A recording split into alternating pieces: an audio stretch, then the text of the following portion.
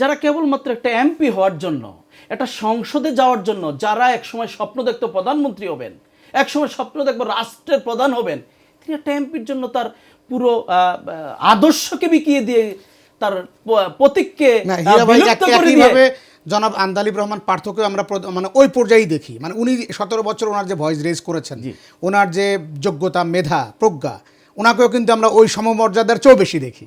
সেই জায়গায় আপনাদের ক্ষেত্রে যদি আমরা চোখ দিই, আমি সেই কথা যাচ্ছিলাম যে অনেকেই দেখছি আমরা একজন এমপি হওয়ার জন্য পুরো পুরো দলকে বিলুপ্ত করে তিনি এমপি হওয়ার জন্য অন্যের মার্কায় চলে গেছেন। তাহলে তাদের রাজনীতিরা কোথায় থাকবে? আমি স্যালুট জানাই, ধন্যবাদ জানাই আমার নেতাকে ব্যারিস্টার আন্দালিব রহমান পার্থ ভাইকে। তিনি জাননি, তিনি তার প্রতীকে নির্বাচন করে তিনি স্বপ্ন দেখছেন আগামীর নেতৃত্ব দিবেন, এই তরুণ প্রজন্মকে একটা সঠিক পথ দেখাবেন। আমি তাকে স্যালুট জানাই, ধন্যবাদ জানাই।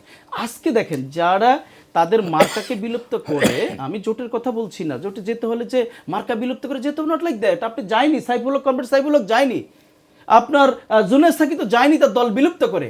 আবার উদাহরণ আছে, অনেকে চলে গেছেন কিন্তু এমপিটাকে কনফার্ম করার জন্য। আমি সেখানেই বলছিলাম, আজকে এই জোটের এমপি হওয়ার পরবর্তীতে 5 বছর তিনি কি আর দল চালাবেন? না চালাবেন, তাহলে তিনি আবার তার দলে ফেরত যাবেন।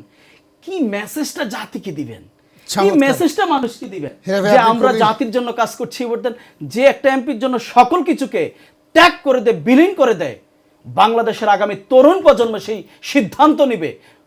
24-এর গণঅভ্যুত্থানের পরে সেই তরুণ প্রজন্ম ক্ষমতার অংশীদার হয় না, ক্ষমতার যন্ত্র হয়। সেটা ইনশাল্লাহ দেখবেন আগামী দিনে।